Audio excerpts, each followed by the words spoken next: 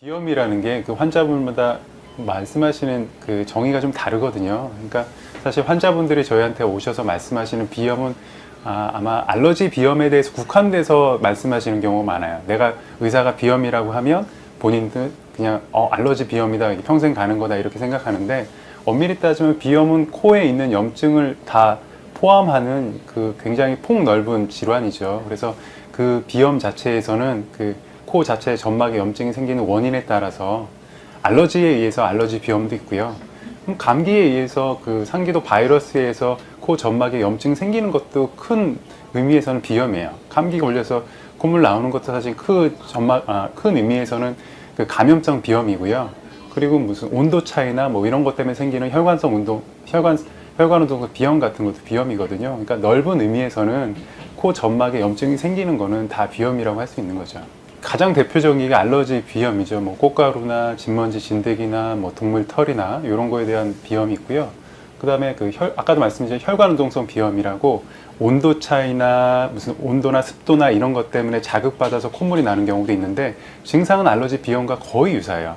그러니까 두 가지를 헷갈려 하는 경우도 있고, 그 외에 어떤 뜨거운 음식 먹거나 그럴 때마다 생기는 뭐 매운 거 먹고 뜨거운 거 먹을 때 생기는 음식 유발성 비염도 있고요. 아까도 말씀드렸지만 감기 바이러스에서 콧물 나오는 그 감염성 비염도 있고요.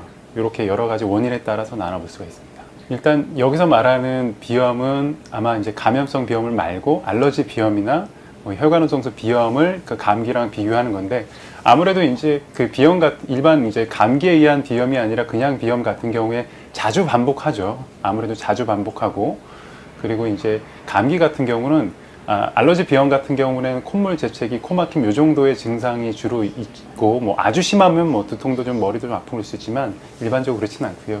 근데 감기는 일단은 이제 그 코 증상 외에도 뭐 기침, 가래, 뭐 몸도 아프고 열나고 뭐 두통도 있고, 뭐 코나 가래도 뭐 맑은 콧물이 아니고 좀 노랗게 변하고, 이렇게 되면 이제 이런 거는 감기나 감염성 원인에 의한 거라고 보면 되고요.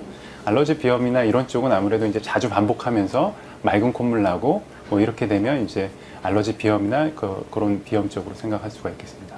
치료가 필요하다는 기준이 참 애매하죠. 사실은 이제 비염 자체가 증상이 아주 심하지 않고 그냥 하루에 아침에 살짝 추운 바람 받을 때 살짝 콧물 나온다, 그리고 크게 불편하지 않다, 그리고 그 외에 합병증이 없다, 그러면 꼭 뭐 약을 먹거나 그럴 필요 없는데, 그 자체가 생활을 방해하거나 그러면 아주 간단한 치료나 뭐 검사만으로도 그런 거 불편함 없이 지낼 수 있고 삶의 질을 올릴 수 있거든요. 그래서 그 비염이 있어서 본인이 불편하면 약이나 어떤 의사의 도움을 받아서 좀 삶의 질을 높이는 방향이 좋고요. 그 외에 이제 비염 자체가 주변에 이제 부비동염이나 뭐 그 중이염 같은 걸 일으킬 수 있거든요. 또 하나 천식 환자의 경우에는 그 비염 자체가 그 천식을 훨씬 더 유발을 시키고 악화시켜요. 그러니까 그 비염 외에 이제 부비동염이나 그 중이염이나 뭐 천식이나 기관지염 있으신 분들은 꼭 치료 받으시는 게 좋습니다. 뭐 사실 이것도 이제 그 원인에 따라 다를 수 있어요. 뭐 어떤 환자가 알러지 비염이 있었어요. 근데 예를 들어서 알러지 검사를 해봤더니 뭐 개 털이나 고양이 털에 알러지가 있었어요. 다른 알러지는 없고. 근데 그런 환자 같은 게 원인을 알고 개, 고양이를 안 키우면 그게 완치라는 의미가 좀 애매하지만 사실은 그 알러지 비염 없이 지낼 수가 있겠죠. 그리고 또 원인에 따라서 그럴 수 있죠. 근데 만약에 이제 그 알러지 비염 체질 자체가 근본적으로 바뀌긴 조금 어려운 경향이 있어요. 그 환자가 증상이 없다고 하더라도 뭐 수년간 증상이 없다고 그래도 알러지 검사하면 알러지 반응은 나오거든요. 그래서 뭐 그런 반응이 완전히 없게 할 수는 없는데, 면역 치료나 이런 걸 통해서 그 반응을 굉장히 낮출 수는 있어요. 그렇게 조절하면서 살 수가 있는 거예요.